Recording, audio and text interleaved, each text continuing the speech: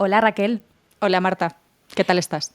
Pues bien, bueno, con mucho calor, que supongo que tú estás experimentando lo mismo, y con Sí. una pregunta que se repite todos los años. Bueno, mi padre me pregunta mucho, ¿no? Me dice, a ver Marta, tú que estás puesta en economía, realmente si las terrazas están llenas, tanta crisis no habrá, ¿no? Que es una pregunta que subyace ahora mucho. Sí, yo creo que eso es una pregunta que nos hemos hecho cualquier persona en algún momento, incluso yo me reconozco a mí misma cayendo en esa pregunta, a pesar de que sé que al final es un poquito falacia o una comparativa un poco simplista, porque detrás de esa imagen hay mucho. ¿Tú te haces esa pregunta también? Yo me la he hecho muchas veces y fíjate, creo que cuando más me la hice fue en el momento de la pandemia, que creo que fue cuando a todos nos vinieron como los fantasmas de la crisis financiera de 2008, ¿no? Que parecía que iban a bajar los precios de la vivienda, que de repente la gente se iba a apretar el cinturón en gastos innecesarios y luego nos estamos viendo con que para reservar en un restaurante, y nosotras que vivimos en Madrid, las pasas canutas porque está todo lleno y a lo mejor a veces tienes que hacer una reserva con muchísima antelación. Claro, lo que pasa es que en el fondo, si te metes a indagar y a profundizar en lo que subyace, ¿no? Detrás de esas cañas y de esas tapas y de las mesitas al sol en verano, hay historias personales, hay diferentes realidades, también hay, por supuesto, mucha economía. Somos muchas las personas que vivimos en España y no a todos nos afecta la economía o la crisis por igual. Una de las preguntas que me hago yo es, ¿qué importa la macro o la micro si las terrazas están llenas? Si están llenas, ¿es que España va bien? España va bien, las cosas van bien.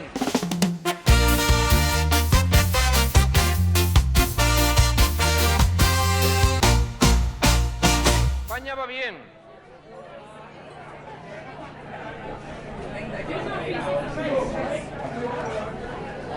Es verano, las terrazas están llenas, los chiringuitos también, los parques, la calle, los restaurantes también, desde luego, Marta, por lo menos aquí en España, que somos un país muy de terrazas, muy de bares, muy de socializar enfrente de unas cañas y unas tapas, es algo que vemos, pero paradójicamente, a pesar de que es algo muy normal para nosotras, ¿no? y para nuestra sociedad, en muchas ocasiones, como estábamos hablando, nos hace plantearnos si las terrazas están llenas, ¿hay entonces tanta crisis? ¿Hay tanto problema económico?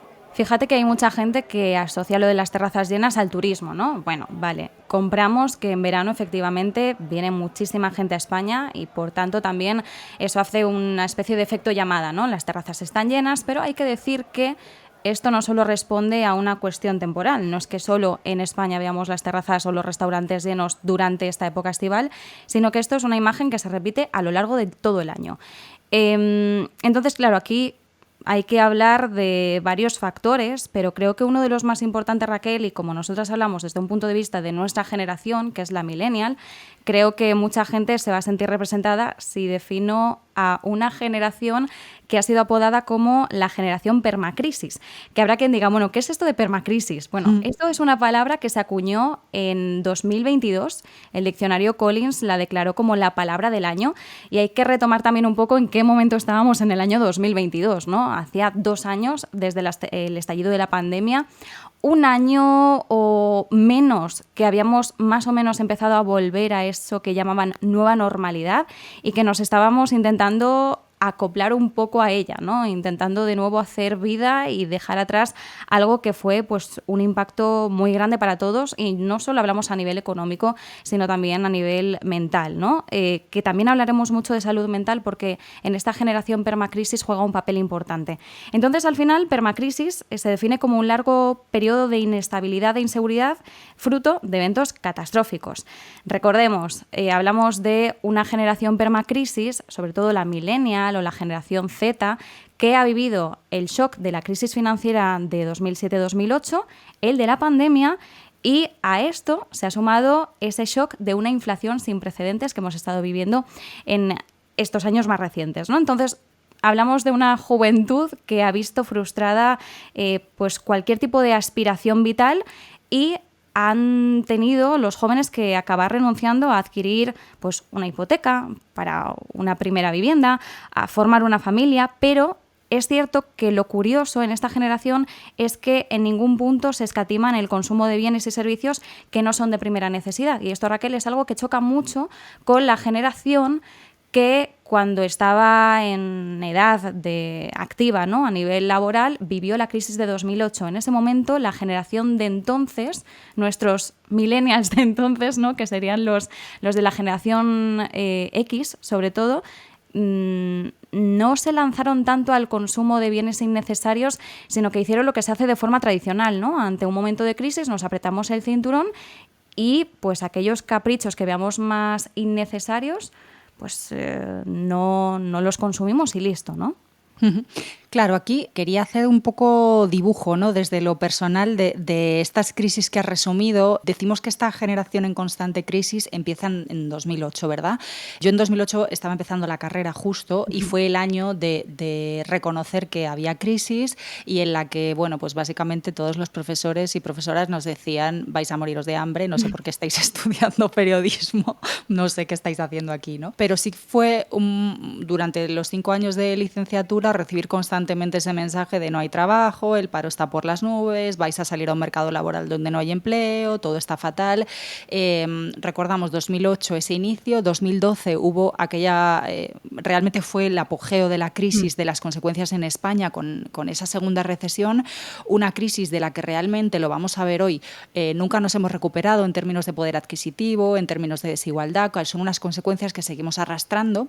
Y con esto es importante también para comparar con el contexto de la crisis derivada de la pandemia, con una respuesta política y de política económica muy diferente. En aquel momento, sobre todo hablando de nuestro contexto, que es Europa, hubo una política de austeridad, de reaccionar con recortes a esa crisis, ¿no?, como respuesta, algo que ha sido al contrario en la crisis actual, donde ha habido un llamado colchón anticrisis, donde ha habido una política diferente del Banco Central Europeo, y creo que eso, lo vamos a ver después, también ha influido en la diferente forma de reaccionar a cada una de las crisis. Después se suma toda esa precariedad o consecuencias, ¿no?, que hemos visto durante estos años, más un contexto de la vivienda donde hemos ido viendo cómo los precios bajaron después de esa crisis, pero luego no han dejado de subir y estamos ya de nuevo en máximos, también en el caso del alquiler, algo que no sucedía entonces. A eso se suma luego, como decías, la pandemia, y cuando salimos de la pandemia entramos en esa primera crisis de inflación con los cuellos de botella de las cadenas de suministros. Después, la guerra de Ucrania, más inflación, y acaba todo redundando en esta cosa maravillosa, que me encanta el nombre, por no echarme a llorar me río, que se llama crisis del coste de la vida, ¿no? O sea, si nos paramos a pensar en toda esa sucesión desde 2008 hasta 2024, que son muchos factores que acabamos de resumir en un minuto, pero todas las personas que lo hemos vivido hemos ido viendo cómo esas condiciones de vida y sobre todo el coste de la vida ha ido empeorando. Desde luego, y además, mira, recordabas, ¿no?, cuando tú empezaste a estudiar, 2008, yo empecé 2 años después, 2010, el mensaje que recibimos y la perspectiva que vivimos fue la misma, ¿no? Estoy empezando a estudiar, toda la vida me han dicho que si me esforzaba y estudiaba conseguiría el trabajo que yo quisiera, que siempre es deseable, ¿no?, trabajar de lo tuyo, de algo que te apasiona, pero nosotras ya accedimos a esos estudios ya con una perspectiva algo torcida, es decir, ya no empezamos la carrera entre comillas engañadas pensando que eso nos iba a salvar, sino que la empezábamos con mucha incertidumbre sin saber muy bien hacia dónde nos iba a llevar, ¿no? Es decir, bueno, tengo una seguridad durante los 4 o 5 años que dure la carrera porque me mantienen mis padres o tengo un trabajo que me permite también compaginar los estudios, pero una vez salga de ahí, ¿qué es lo que va a pasar? Y eso creo que es lo que define a esta generación, llamada generación permacrisis, que como decimos no es solo la generación millennial, aunque sí que es cierto que la millennial es quizás quien más ha vivido el impacto, pero simplemente por un tema de los momentos vitales en los que nos hemos visto afectados. Espero que no haya muchas más crisis de ahora en adelante, pero bueno, es una esperanza, ¿vale? Pero quiero decir, no es porque digamos, ay, los millennials, pobrecitos, nosotros lo hemos vivido todo. No, yo espero que no haya más crisis, pero es posible que dentro de unos años, pues quienes ahora son la generación Z o los alfa, que creo que son los siguientes, pues quizás también vivan esta situación y entonces, bueno, pues nosotros lo veamos de otra perspectiva, ¿no? Pero esto es lo importante. Oye, y me parece que has estado vinculando este concepto, ¿no?, dentro de tu investigación para este episodio de la generación permacrisis con esta idea maravillosa que todas conocemos, que es el concepto de carpe diem. ¿Qué tiene que ver el carpe diem con el factor psicológico de esta generación permacrisis? Pues como decíamos, hay una parte psicológica muy importante que sobre todo hace mención o apela directamente a la salud mental. Como decimos, al final hablamos de una generación de jóvenes que han visto pocas posibilidades de alcanzar grandes proyectos, ¿no? Proyectos a largo plazo, que a lo mejor, pues queriendo imitar a nuestros padres y a nuestros abuelos, se nos ocurre a primeras pues comprar una casa, un coche, formar una familia u otros planes, los que sean, pero claro, nos damos cuenta de una cosa, que es que por mucho que ahorremos, no vemos la posibilidad o que esté a nuestro alcance hacer una inversión de esa magnitud. ¿Cuánto debería ahorrar yo ahora para poder acceder a una vivienda? Ante esa gran duda y ante el abismo que supone el ver que es muy difícil conseguirlo y que hay que sacrificar ya no solo el pequeño ocio, sino sacrificarlo prácticamente todo, al final la gente dice, bueno, pues como por mucho que ahorre yo no voy a poder comprarme una casa o cualquier otra cosa, voy a destinar lo ahorrado en otras cosas, en pequeños placeres asequibles, como por ejemplo, y lo estamos viendo mucho en la actualidad, viajar. La gente atribuye mucho el boom de los viajes y contenido turístico a las redes sociales, y es verdad que hay factores que confluyen, pero las redes sociales no son las únicas o el único factor que ha contribuido a esto. Ha contribuido sobre todo el hecho de que es prácticamente el único placer viable que nos podemos permitir. Entonces todo esto responde a un factor psicológico y es lo que entendemos por economía del comportamiento. Al final estamos hablando de un momento carpe diem que se ha acentuado muchísimo durante la pandemia, como hemos dicho, pero sí que es cierto que durante la pandemia una cosa con lo que no contaban los economistas es con la cantidad de ahorro que se iba a acumular. Y luego hemos visto cómo una vez se pasó el confinamiento, cuando la gente volvió a la calle, ese ahorro, en vez de guardárselo para otras cosas, empezó a gastarlo y entonces vimos como un auge del consumo interno. O más que un auge, simplemente que no estaba muriendo el consumo interno a pesar de cualquier pronóstico. ¿Qué ocurre? Pues que gran parte de esos ahorros durante la pandemia se transformaron en el pensamiento de que hay que aprovechar el momento. Así que se destinaron a ocio, porque si estamos en una situación límite, o esta ha sido la forma de pensar en estos últimos años, el poco dinero que tengo lo voy a gastar ahora, porque mañana no sé a qué me voy a enfrentar, ¿no? Es algo muy contrario a la mentalidad tradicional de como no sé a lo que me voy a enfrentar el día de mañana, voy a ahorrar todo lo posible para la que me pueda venir, ¿no? Por si me viene un revés. Entonces, esto ha sido un cambio ya en el comportamiento de consumo que creo que tenemos que tener en cuenta. Pero es que luego tenemos la inflación como otro factor, porque como decimos, esto al final es una suma de factores, es como una mezcla de ingredientes, ¿no? Estamos aquí preparando una receta. Entonces, el factor inflación más el factor carpe diem, Raquel, ha dado como resultado un nuevo concepto, que es diverflación. Hemos visto de todo, hemos visto esta inflación, ¿no? Inflación como tal, diverflación, luego estaba también reduflación, buscaba yo, ¿no? El de las bolsas de patatas. Bolsas de patatas llenas de aire. Exacto. Entonces, ¿ahora qué significa diverflación? Bueno, pues porque en medio de esta incertidumbre, los consumidores prefieren gastar en experiencias inmediatas en vez de en bienes duraderos, en diversión. Y esta apuesta por lo efímero, como decimos, desafía esa forma tradicional de gasto. Hasta ahora, en momentos de crisis, nos apretábamos el cinturón y ahora, en vez de que prevalezca esa precaución y sacrificar partidas de gasto relacionadas con ocio, estamos haciendo todo lo contrario. La gente sigue consumiendo, vemos terrazas y restaurantes llenos y el turismo se está manteniendo en niveles récord, sobre todo aquí, como decimos, en nuestro caso en España. También eso tiene que ver, yo creo, con el efecto psicológico que causó la pandemia, ¿no? Esto lo han dicho muchos estudios y muchos informes. Al final estuvimos muchos meses encerradas en casa. Teníamos luego muchas ganas de estar en la calle, de salir, de consumir todo lo que no habíamos podido hacer y al final ahora ya lo miramos un poco 4 años vista, pero el efecto psicológico de la pandemia todavía está por estudiarse y yo creo que todavía esa mentalidad de de alguna forma generado un pozo, ¿no? No creo que estemos pensando por si acaso me vuelven a encerrar, voy a estar todo lo que pueda en la calle, pero sí que creo que eso se ha quedado un poco en el subconsciente y hay un pequeño efecto psicológico también en la forma de consumir que estamos viendo actualmente. Bueno, y por eso también mucha gente dejó el trabajo, ¿no?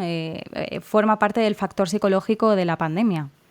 También una de las cosas que estamos viendo dentro de este cambio de patrones de consumo es esa idea de el consumo recompensa.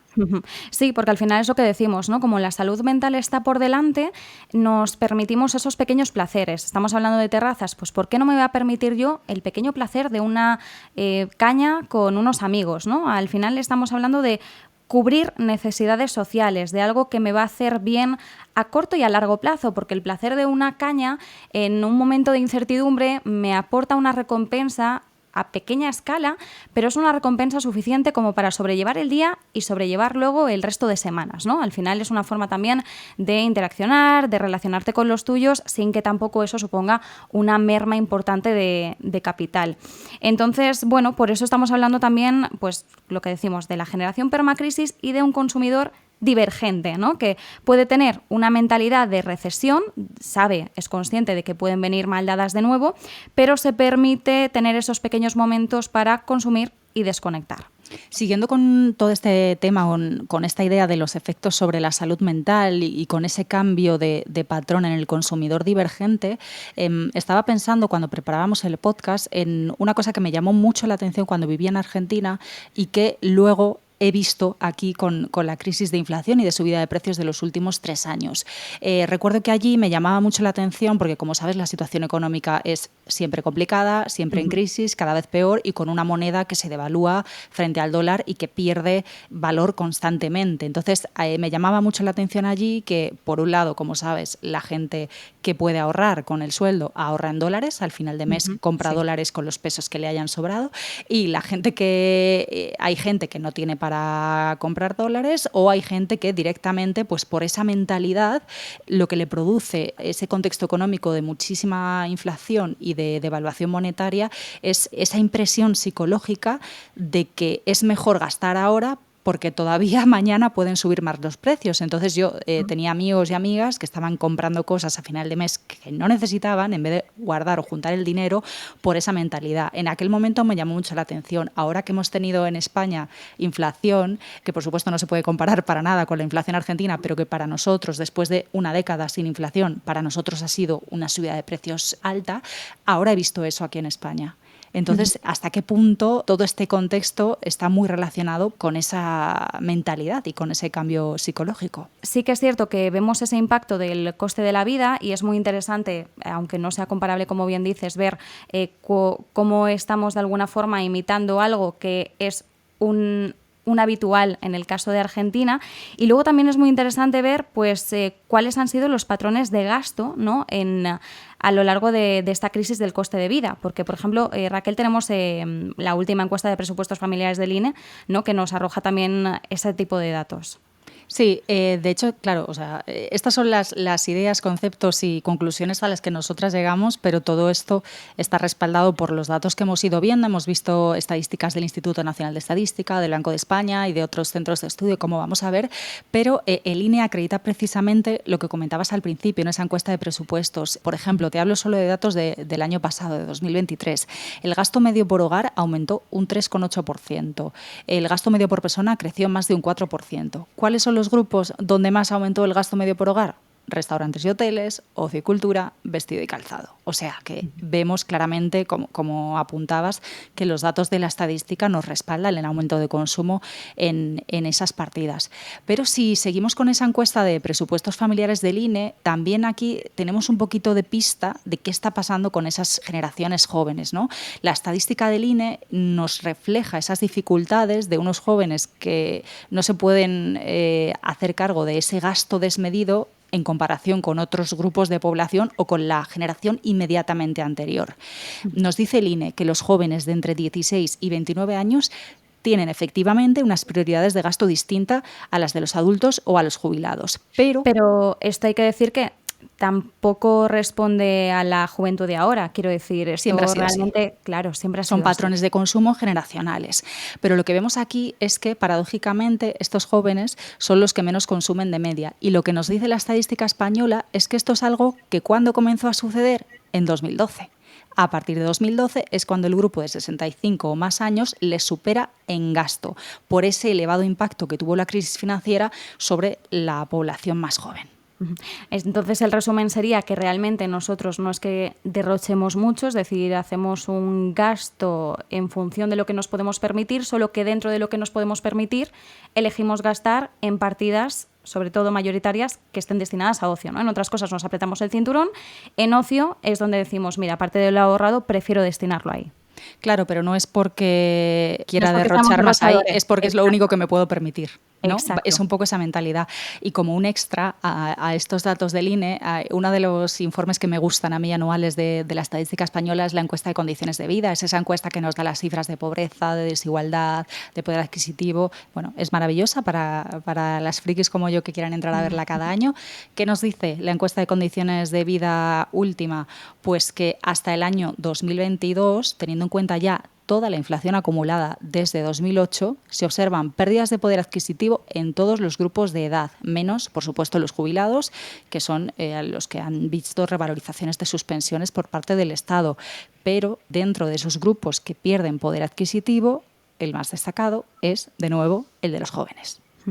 Y de hecho yo quería aprovechar, Raquel, ya que estamos para hablar de poder adquisitivo y de capacidad adquisitiva y capacidad de ahorro, porque hay una cosa que quizás no se incide tanto en ella y no sé muy bien por qué, y es que, claro, se nos dice constantemente que tenemos que ahorrar, ¿no? Y yo creo que todos ya tenemos esa mentalidad y, sobre todo, después de tantas crisis, creo que a todos nos sale un poquito el ser hormiguitas y por si acaso, empezar a hacer un poquito de colchón.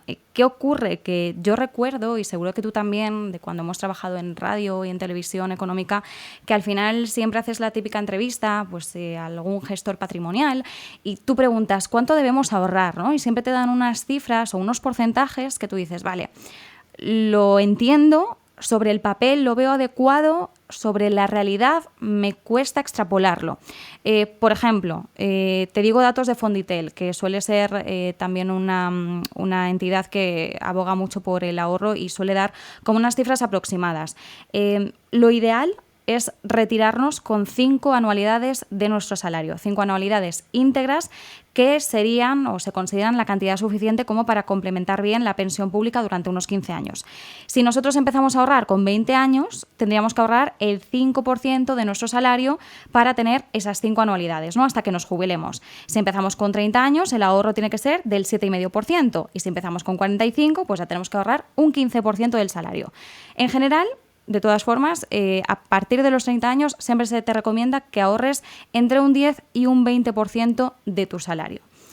Pero el ahorro no se está viendo como lo que es un privilegio, o al menos yo me pregunto si no tenemos que empezar a considerar el ahorro como un privilegio, porque ¿a cuántas personas de tu entorno, Raquel, tú conoces que realmente tengan lo suficiente como para ahorrar? Porque para mí ahorrar significa que cobras lo suficiente como para tener los gastos básicos cubiertos y poder apartar una cantidad en vistas a un proyecto de inversión a futuro, un imprevisto, un capricho. ¿A cuánta gente conoces que ahora mismo tenga lo básico saldado con el sueldo y que luego pueda seguir ahorrando una partida?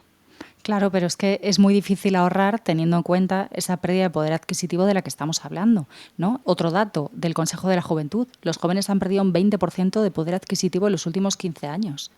¿Cómo se ahorra? Si los sueldos no suben en función del coste de la vida, ¿cómo se ahorra? Y te lo digo yo, que soy una persona muy ahorradora, que si tengo 20 ahorro 20, ¿sabes? Pero entiendo que hay gente que no tiene esos 20, que no puede hacerlo, o que incluso gastan más de lo que ingresan. Porque Exacto. eso también sucede.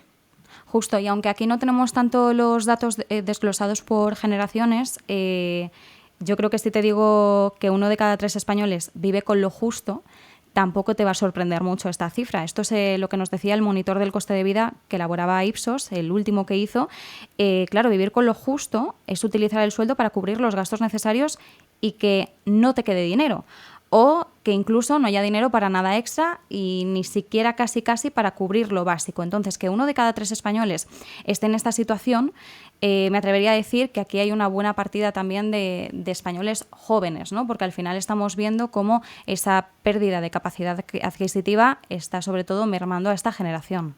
Entonces, claro, la cuestión es, si tú sobrevives mes a mes y tienes que privarte, por ejemplo, por seguir con el tema de las terrazas, el tomarte una caña, que es un capricho pequeño que no marca una diferencia sustancial, yo me pregunto, ¿qué te queda, no? Porque habrá personas que piensen que es mejor privarse de estos gastos, pero claro, aquí nos preguntamos, ¿qué tipo de libertad financiera puedes conseguir ahorrándote mes a mes el precio de una caña en una terraza? Porque hay gente a la que se le llena la boca, ¿no? Diciendo, no, es que tienes que eliminar estos pequeños gastos para conseguir tu libertad financiera. Yo me pregunto, ¿qué libertad financiera es que te tengas que privar precisamente de algo que, como decíamos, te aporta un placer inmediato y que realmente es un gasto pequeño que invierte en tu salud mental y en tu placer vital, ¿no? Es decir, no hay que poner tanto el foco en esos pequeños gastos de ocio cotidianos, porque el foco... Si es que no te queda otra cosa, si no te puedes ir a tomar una caña a llorar en el hombro de tu amiga, ¿qué haces? Claro, el foco está en la problemática mayor, que es la descompensación de los salarios con el coste de la vida. Raquel, tú tienes un Excel, por ejemplo, ¿no? Porque yo no lo tengo, ¿vale? Yo no puedo comprobar estas cosas, yo voy a ojo, pero tú tienes un Excel donde calculas precisamente lo que te dejas en ocio. Claro, es que yo he hecho este ejercicio, me ha venido muy bien que quisieras hablar de este tema, porque yo hice este ejercicio hace tipo un mes, hablando con mi padre, que ya sabes que es el responsable y señor de los Excel.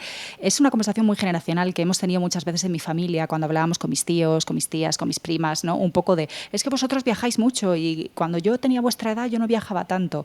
Bueno, vamos a ver. Yo tengo un Excel por año desde que me fui de casa hasta ahora, ¿vale? O sea, hace ya unos cuantitos años. Entonces, hice la suma de todo lo que me había gastado en viajes, de todo lo que me había gastado en bares y de todo lo que me había gastado en comer fuera, que son estas 3 partidas que se nos critican, ¿no? En comparación con otras generaciones.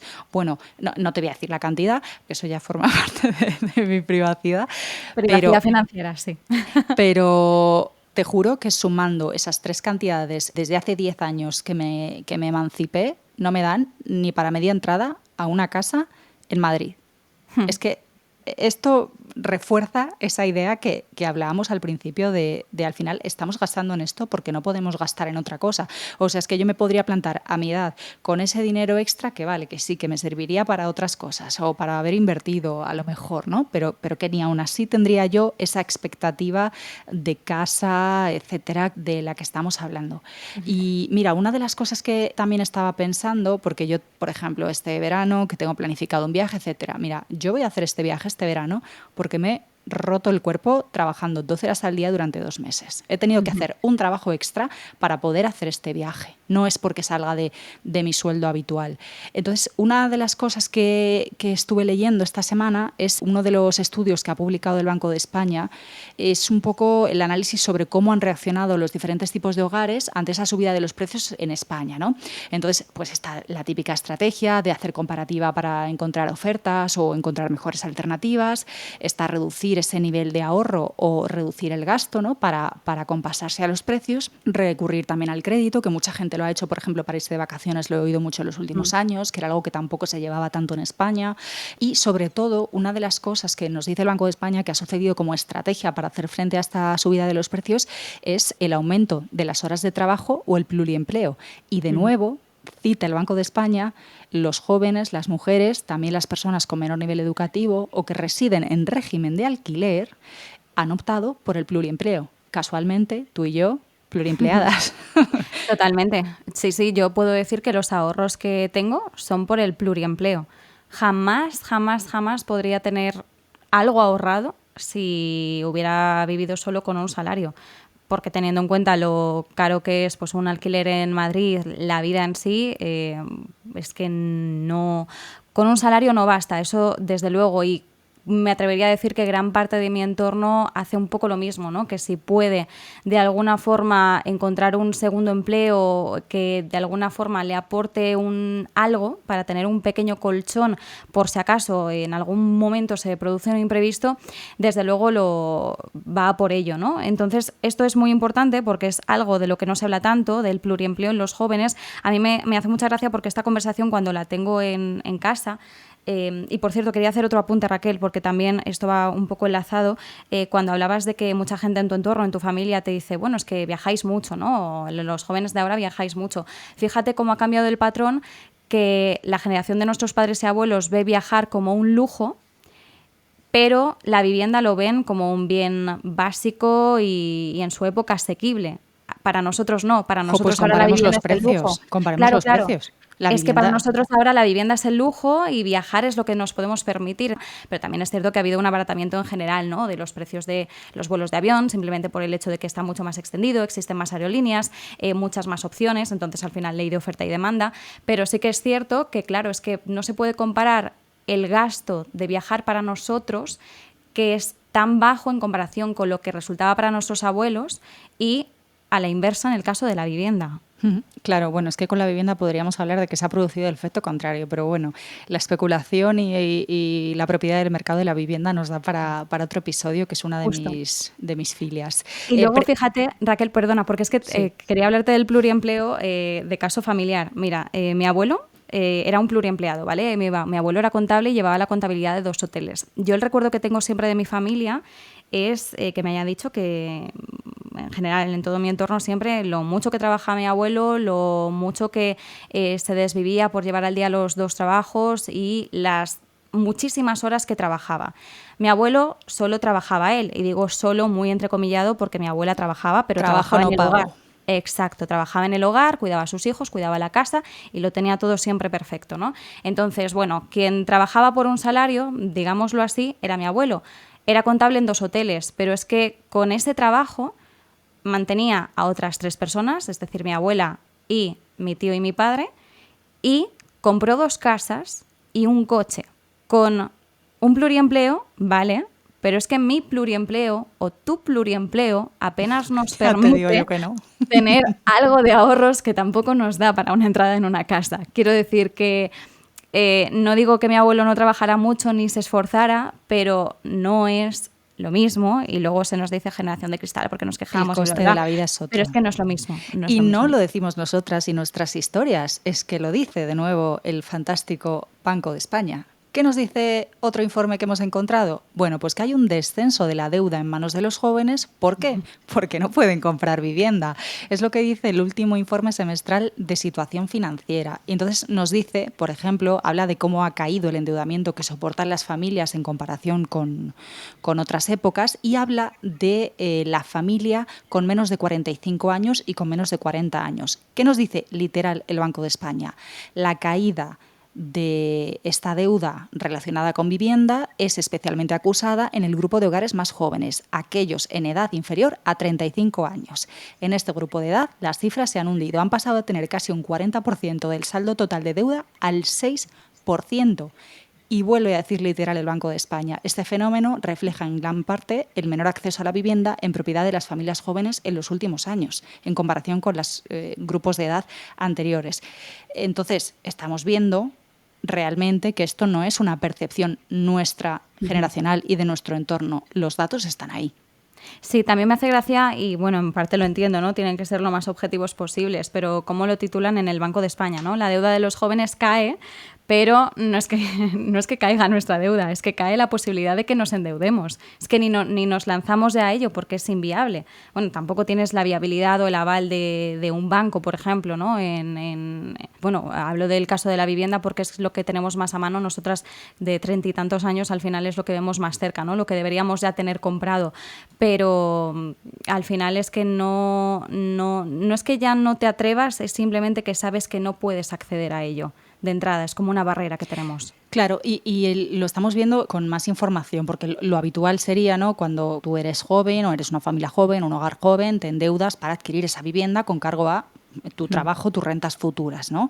Y luego cuando llegas ya a la mediana edad ya casi las tienes pagadas, y cuando llegas a la jubilación ya tienes todo pagado y te dedicas a vivir. Esa era la expectativa hace unos años. Sí. ¿Qué pasa ahora? Que esa estructura de endeudamiento y de gasto se está retrasando por esas mayores dificultades para la emancipación, para tener buenos salarios, para comprar una vivienda. Entonces, uno de las cifras también que he visto en las últimas semanas, porque estamos viendo también, por ejemplo, ejemplo, a las promotoras inmobiliarias y a cierto tipo de empresas hablando de que hace falta más suelo para hacer más vivienda, porque en España falta vivienda, la gente quiere comprar casas y no puede. No, perdona, guapi, hay más de 400.000 nuevas viviendas vacías en España. Es un dato que ha salido recientemente, vamos a dejar la fuente en la descripción del podcast. No es que no haya viviendas, que puede que haga falta más de 400.000, pero no es que no haya, es que las que hay no podemos pagarlas. Exacto, hay una parte que no podemos pagar, una parte que se está destinando a turismo. Y luego, bueno, hay una parte, que eso igual lo podemos hablar en otro podcast, de viviendas que se venden como viviendas, pero realmente no deberían tener ni la cédula de habitabilidad. Es que seguramente no la tengan. Y no la tienen, pero bueno, te lo venderán como noticias la tienen. Y otra falacia u otra cuestión de la que se habla cuando hablamos de que no podemos comprar vivienda, pues entonces no vivas en Madrid, vete a vivir a Navalperillo del Duque, no sé, me inventa el nombre del pueblo, que está genial vivir en un pueblo, pero ¿dónde está el trabajo? ¿Dónde está el trabajo? Sí. O sea, o trabajo o no tengo vivienda, es esa paradoja o esa pescadilla que se muerde la cola, porque el teletrabajo se está imponiendo en muchos sitios, pero no es algo masivo como para permitirte a ti dejar la ciudad e irte a vivir donde quieras. Sí, también hay que decir además que se está revirtiendo el teletrabajo en algunas empresas. Pensábamos que se iba a quedar de una forma mucho más estable durante la pandemia y hay empresas que directamente quieren volver al calentar silla, ¿no? Que a lo mejor sin justificación prefieren que otra vez todo el mundo esté en su puesto de trabajo en vez de dar, pues a veces la flexibilidad de que en función de la casuística de cada persona se pueda de alguna forma acordar unos términos para no tener que estar necesariamente siempre en oficina. Pero yo sí que conozco casos ya de gente en Madrid que se ha comprado una casa, parejas jóvenes que ya se han podido comprar una casa, pero que se han tenido que ir muy lejos, muy, muy lejos. Y entonces tardas 1 hora y media al día en ir al trabajo y volver. Otra hora y media, 3 horas al día invertidas en transporte. Te tiene que compensar mucho y, ojo, también te tienes que comprar no solo la casa, también el coche, porque si no, ¿cómo te mueves? Porque son zonas en las que el transporte público no llega y si llega, pues con mucha suerte tardas 3 horas en ir al trabajo y luego otras 3 horas en volver a tu casa. Esto tampoco es calidad de vida, quiero decir, tampoco podemos caer en el simplismo de esa frase de, bueno, pues entonces no vivas en el centro. No, el caso es que yo, en base a un sueldo medio, debería poder tener acceso a una vivienda media. No digo que viva en pleno centro, en Gran Vía de Madrid, que sinceramente ni loca querría vivir en Gran Vía, no, pero dentro de la Almendra, dentro de la M30 o incluso un poco a las afueras de la M30, que sigue estando muy bien comunicado, debería poder permitírmelo. El problema es que nuevamente el salario no va acorde al coste de vida. Y luego también toda esta temática de los datos, de los informes, todo esto de lo que estamos hablando conecta, yo creo, muy bien con otro cambio generacional y que tiene que ver quizá con las expectativas, ¿no? Estamos la generación millennial dentro de esas expectativas que quizá pertenecen a una época que ya pasó, o sea, teníamos esa línea, ¿no?, recta, por así decir, de estudios, trabajo, pareja, casa, familia. Lo queremos y no lo podemos tener, ya no lo queremos. Quiero decir, a mí, por ejemplo, cuando yo me fui de casa, yo pensaba, mejor alquiler porque así voy cambiando, vivo donde quiero, no tengo ataduras. Ahora soy una señora, tengo 10 años más y estoy hasta el moño de vivir de alquiler. Quiero tener mi casa, no quiero tener que hablar con mi casera cuando hay un problema, quiero tener mis cosas bien, hacerlo a mi gusto y sobre todo esa tranquilidad de sentir que hay cierta progresión, ¿no? Yo no sé si tenemos esa ensoñación de ser propietarias como nuestros padres o nuestras madres, pero claro, volvemos a hablar de eso, ¿no? Tener trabajo sale caro, porque donde está el trabajo, hoy en día no está la posibilidad de tener la vivienda, al menos para nosotras. No sé si se están cambiando esas expectativas o si simplemente es que no podemos alcanzarlas. Claro, a mí me parece interesante porque yo creo que sí que somos una generación que ha querido mantener, como dices, esa línea recta y no impuesta, pero sí favorecida por la generación de nuestros abuelos y nuestros padres, que, bueno, nuestros abuelos evidentemente vivieron un periodo de posguerra muy duro, pero una vez empezaron a ver esa luz al final del túnel en materia política, histórica, democrática, sí que es cierto que hubo unos años muy felices y de linealidad, ¿no? Entonces, nuestros abuelos lo han vivido, la generación de nuestros padres lo ha vivido, nosotros esperábamos que con todos los avances que hay y en medio de una democracia y, bueno, paz, entre comillas, mundial, que ahora ya no podemos hablar tampoco, nunca hemos podido hablar de paz mundial, pero ya nos entendemos, ¿no? De cierta paz, al menos a nivel europeo occidental, todo parecía indicar que íbamos a estar en una época de vacas gordas durante muchísimo tiempo y que eso se iba a trasladar en el bienestar y en el mercado laboral, coste de la vida, pero también cuando tú decías lo de los 20 y los 30 años, ¿no? Bueno, yo quería vivir de alquiler y ahora pues quiero tener mi casa. Creo que sí que es una cuestión de edad, ¿no? De cambio de mentalidad, de que cuando crecemos queremos ya tener como nuestras cosas y queremos asentarnos en algún sitio. El problema es que el alquiler se convierta en una imposición y no en una elección. Es decir, tú a los 20 años querías vivir de alquiler, a los 30 años que a lo mejor ya no quieres vivir de alquiler, el problema es que no ves la salida porque no te puedes permitir otra cosa.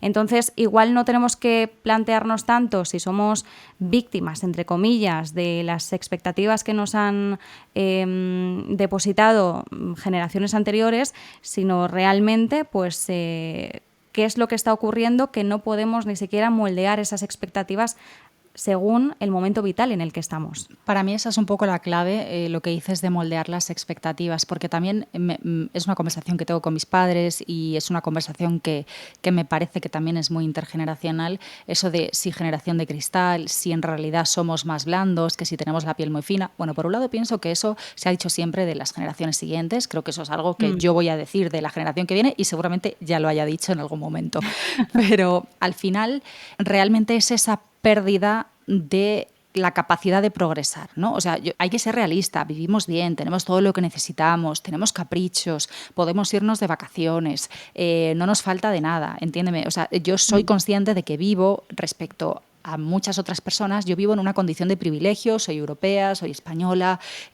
yo sé que vivo bien, no vivimos en un conflicto. Tengo mi sueldo, o sea, yo soy consciente de, en la comparativa general, soy consciente de mi situación de privilegio, de que no me falta de nada y de que de vez en cuando me puedo dar un caprichito. Genial, ¿vale? No nos estamos comparando con una persona que está en una situación económica infinitamente peor, por supuesto, pero hablamos de esa expectativa, de esa capacidad de progresión, de esa capacidad de poder llegar a lo que se ha llamado el contrato social. Que esto nos daría ya para otro tema, ¿no? Pero es el debate constante de la generación de ahora no va a tener pensiones, después se acaban, ¿no? Que eso ya da para otro tema y da para hablar de demografía y de todas esas cuestiones, pero realmente está todo conectado con lo que tú decías de tu capacidad para poder moldear tu futuro o tu capacidad para poder progresar. Nosotras hemos nacido en un contexto muy bueno, pero aquí nos vamos a quedar. De hecho, tenemos la sensación constante de que vamos a vivir peor que nuestros padres. Ya no vamos a ser la primera generación que no supera el nivel de vida de sus padres, sino que va a vivir peor. Y somos la generación de las herencias. Bueno, eso también se dice, que dentro de 20 años seremos la generación con mayor capacidad financiera, pero no porque la hayamos generado con nuestros sueldos de mierda, sino porque vamos a heredar en algún momento, que no sé yo si va a ser tanto la herencia, pero bueno. También te digo, yo es que no quiero pensar en herencias. Mi padre a veces me habla de estas cosas porque como padre, además viudo, pues evidentemente siente la necesidad, ¿no?, de decirme, mira Marta, mis cosas están aquí por si algún día pasa algo y tal, y no sé qué. Y me empieza a hablar de cosas. Yo te prometo que muchas veces desconecto simplemente porque no me apetece pensar en el momento de heredar cuando no esté mi padre. Yo quiero que esté mi padre, yo quiero labrarme mi propia riqueza, por así decirlo. Tampoco es que pretenda ser rica yo en esta vida, pero pretendo tener mi algo, mi sustento, pero por mí misma. No quiero pensar en el momento en el que tenga que heredar de mi padre, pero sí que es cierto que probablemente tendremos una muy buena herencia gracias a abuelos y padres que pudieron permitírselo o nosotros nos la fundiremos, que espero que no, yo creo que Tú somos... sí, porque eres hija única. No sé, a mí esto sí que me deja pensando mucho, porque es verdad que yo no sé qué les vamos a dejar a los que vengan después. Yo ya no te digo hijos, porque no sé si nos queremos meter ahora en ese berenjenal. Eso da para otro día. Pero sí que es cierto que pienso, no sé en qué va a quedar todo esto, no sé qué voy a poder generar por mí misma. Y no me refiero al dinero, me refiero a algo que pueda dejarle a alguien. Bueno, esa también es un poco la mentalidad española, ¿no? De la propiedad de algo para dejar. Igual no hay que dejar nada, o igual no podemos dejar nada. Si te parece, siguiendo con este tema de la mentalidad, quería terminar con una idea, porque hemos hablado de que las terrazas están llenas y de cómo sirve esto de debate para ver si realmente las cosas van bien o no y de qué hacemos los jóvenes y las jóvenes en las terrazas. Y al final es que, Marta, las terrazas y las cañas, con sus tapas o sus vinos o el vermú, la Fanta naranja, lo que cada una quiera, es algo cultural, es algo de la idiosincrasia y de la socialización de un país como España. Entonces, leía en un artículo esta semana una frase que decía: si hay algo que ponga de acuerdo a cualquier español es salir a tomar algo en un bar. ¿Y por qué? Pues porque al final es la forma de consumo más barata que a cambio te da un par de horas de alivio de la soledad. ¿Y qué digo yo también? Que irse de cañas, al final, Marta, es hacer barrio. Socializas con tus amigos, pero socializas también con la persona que está al lado. Te echas una amiga en la barra, te echas una amiga en la mesa de al lado, hablas con el camarero o con la camarera y al final haces barrio, haces consumo local. Yo, si tengo que consumir, prefiero que haya bares a irme de tiendas. Pues una a tu salud. Y otra la tuya. España es una gran nación y los españoles, muy españoles y mucho españoles. Es que de verdad, vámonos de bares, coño. ¿Qué estamos haciendo?